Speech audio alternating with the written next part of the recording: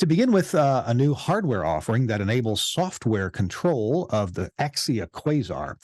This is it. It's based on our proven Quasar Engine platform. It's called Quasar Engine RPS, and it brings many of the features and functions normally managed by the master module found in every Quasar control surface, and it brings it into the engine itself. We'll tell you why this is important. This makes it possible to create a standalone mixer without the need for an actual Quasar physical surface, either the XR or the SR Quasar surface. Instead, you're going to use the browser-based Quasar Soft user interface with Engine RPS. So let me rewind you here about 15 years ago when I met Luca La Rosa for the first time in Italy. Back then, Luca approached me and he enthusiastically said that he could add both functionality and style to the Axia console line. Okay, well, he wasn't kidding. The latest technology feature is Quasar Engine RPS, and here's Luca to explain what it does. Quasar Engine RPS is a special version of the Quasar engine, which packs the power of a Quasar control surface directly into the mixing engine. This means that Quasar Engine RPS can be used as a standalone mixing system without the need for a physical surface.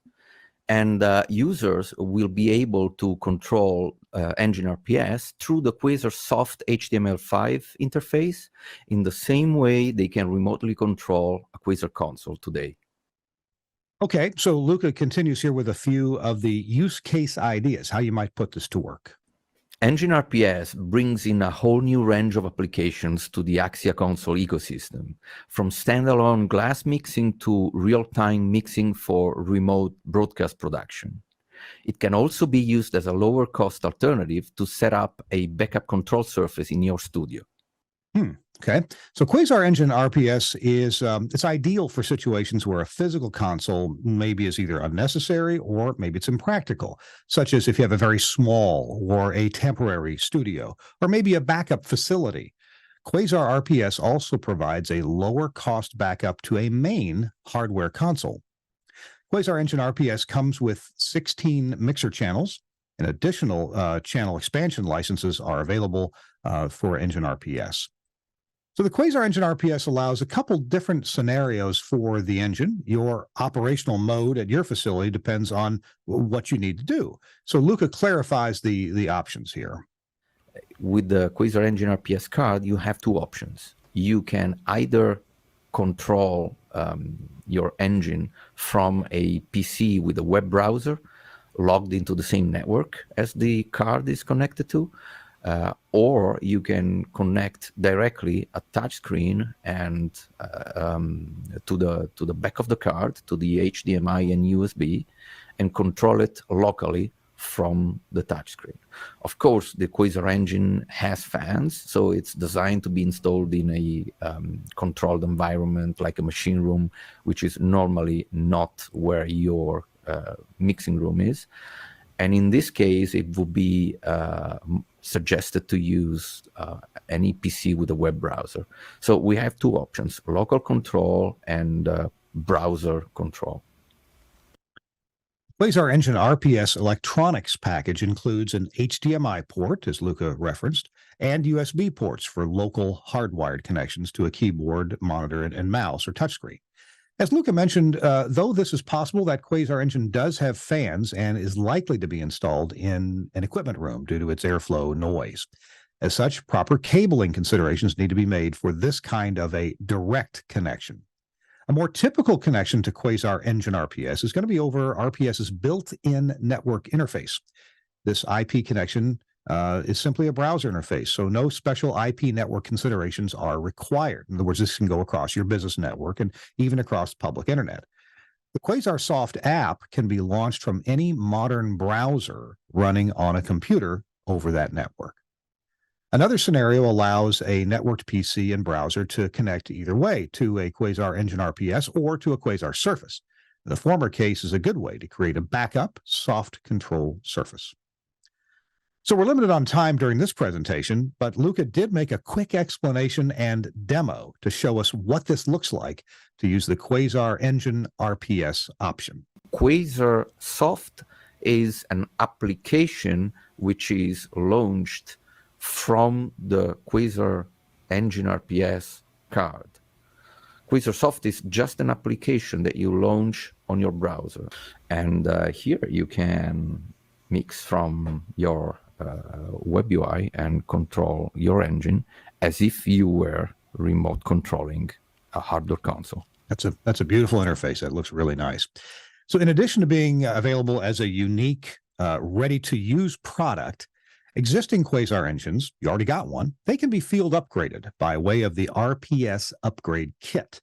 And that contains the RPS electronics module and the associated mounting hardware. Quasar Engine RPS begins shipping in December of 2023.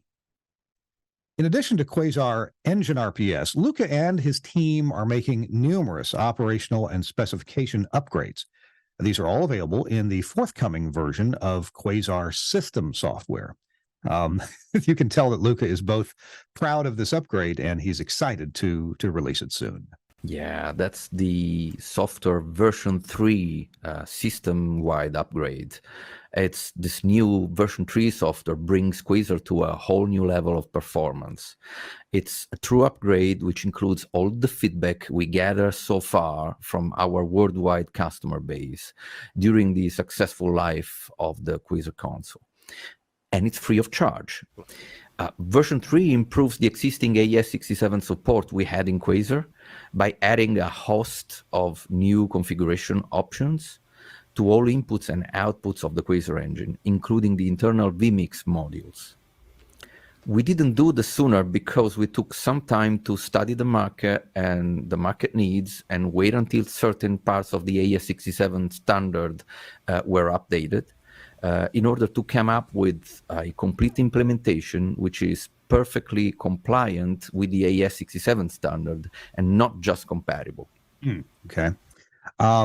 So here are the benefits from the new Quasar System 3.0 software upgrade. Again, this upgrade is free of charge.